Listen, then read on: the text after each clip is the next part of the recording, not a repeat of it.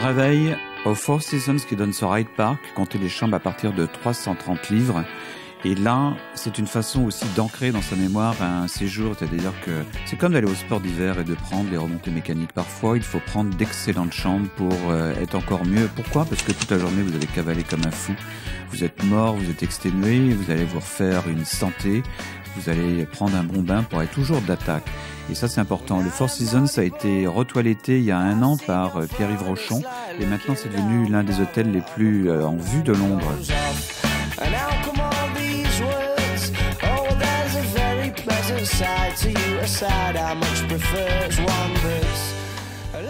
N'hésitez pas à aller faire un tour chez Liberty. Pourquoi ? Parce qu'ici, vous avez des tas de produits qui sont excellents et pour quelques livres, 3-4 livres par exemple, vous pouvez avoir des crèmes pour les mains, pour le corps et tout ça. Ce sont de très bons souvenirs avec une vraie touche britannique. C'est joliment fait et ça fait des petits cadeaux qui sont pas mal du tout. À Liberty, vous avez également les tissus, vous avez des draps, vous avez des écharpes et tout et tout. Et là, si vous voulez faire un seul moment de shopping, c'est l'endroit idéal. Vous ressortez avec vos petits sacs, c'est joli comme tout et vous allez faire des heureux et des heureuses. Déjeunons, si vous voulez bien, dans une adresse qui est très en vue, qui s'appelle Ledbury. On va aller sur Notting Hill et ça, pour 30 €, vous avez sans doute l'un des menus les plus intéressants au déjeuner. Je vous recommande ça parce que la cuisine de Brett Graham est sans doute l'une des plus symptomatiques de la scène londonienne.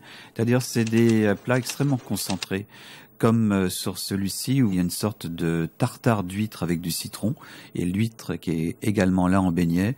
C'est totalement à l'image de la cuisine londonienne, c'est-à-dire qu'il travaille énormément, c'est extrêmement soigné, surtout il y a une sorte de niaque qui fait que contrairement à Paris où on se laisse un peu aller, ici ça marche fort, c'est toujours extrêmement punchy et ça c'est intéressant. Vous verrez, les nourritures sont pas là à traîne, elles sont pas là à languir, elles sont debout dans les assiettes et ça c'est passionnant dans Londres. C'est pour ça que Londres est l'une des villes gastronomiques les plus intéressantes au monde. Voici un cabillaud avec ses poireaux et voyez un peu la densité de l'attaque, voyez un peu la vivacité. Ce sont des plats énergétiques, ce sont des plats vivants. Ledbury, vous vous souvenez, c'est dans Notting Hill. C'est une adresse qui nous rappelle qu'à Londres, on mange souvent excellemment et que le cliché d'une nourriture à la ramasse est totalement révolu.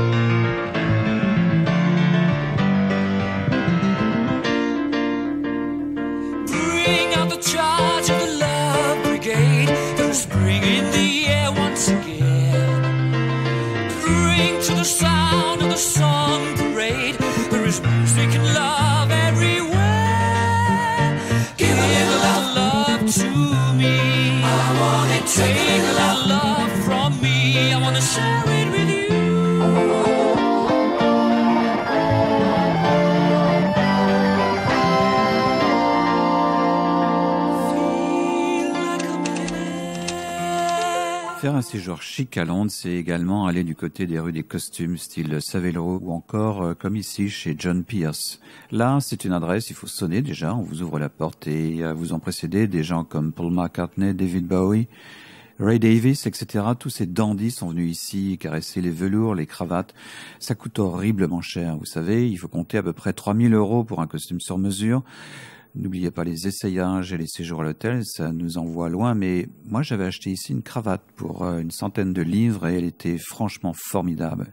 Elle était peinte à la main, il y avait une tête de mort et croyez-moi, je l'ai toujours et ça c'est un bon souvenir.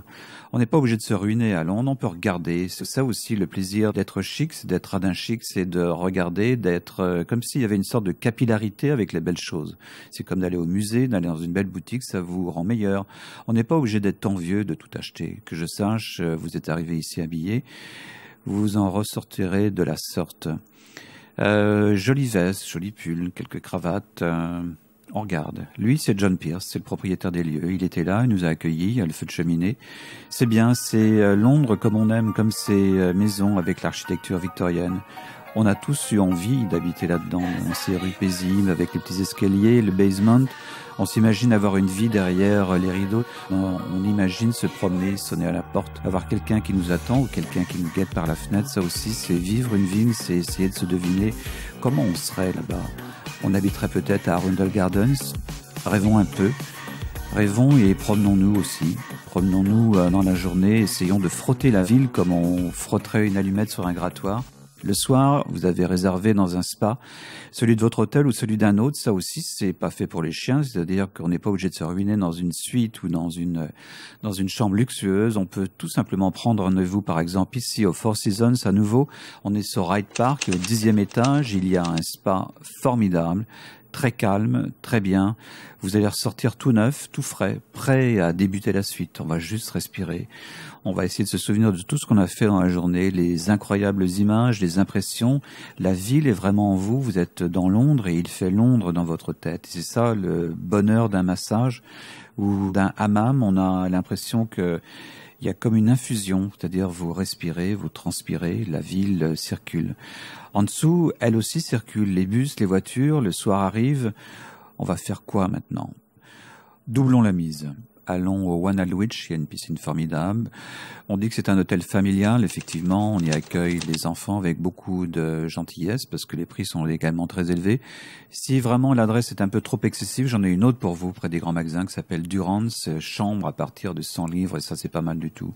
Regardons à travers les vitrines, Rolls, Bentley. Ce qui est bien, c'est qu'il y a une vitrine entre elle et vous, ça évite d'être mordu par elle. Et puis ce qu'il y a de bien, c'est qu'il y a une harmonie entre ce qu'il y a dedans et ce qu'il y a dehors. Ça aussi, c'est la force de Londres, c'est d'être toujours cohérente dans ses paradoxes. Sortons et attendons. On va aller où? I'm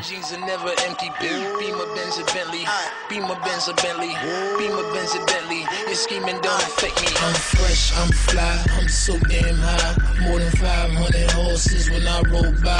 I'm calm, I'm cool, everything brand new. I don't handcuff, you can get the whole damn crew. On va aller chez Anissa Elou.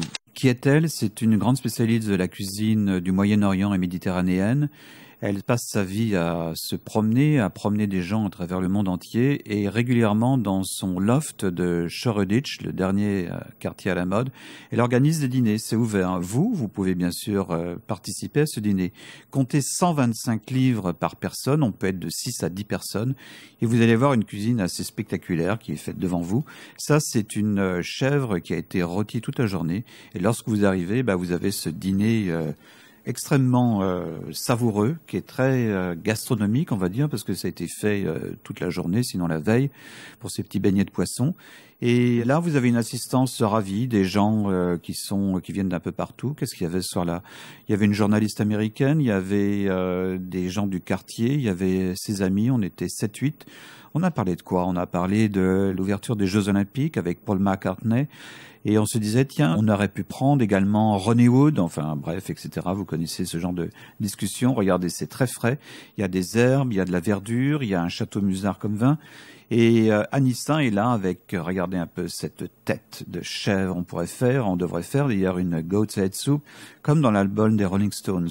Dîner donc très agréable, et surtout ce que j'ai aimé, c'est qu'il n'était pas lourd, je m'attendais vraiment à une sorte de déluge calorique, mais pas du tout. Par exemple, on aurait pu avoir cette jambe de chèvre, ce cuisseau, et pas du tout, on a juste des petits morceaux comme ça. Donc c'est pas une sorte de piège, on mange à sa façon et ça c'est très agréable. En plus vous êtes en plein Londres, la discussion roule, vous entendez tout, on vous donne des adresses, on vous recommande des choses, allez dans tel endroit, ne faites pas ci, ne faites pas ça, et Anissa est là, elle ouvre même pour vous la tête. On mange la cervelle, on se frotte la langue, on prend les oreilles, etc., les joues. C'est délicieux, puis on repart un peu pompette parce que le vin dans le prix est bien sûr à volonté, il est excellent, il y a eu l'apéritif, on est bien.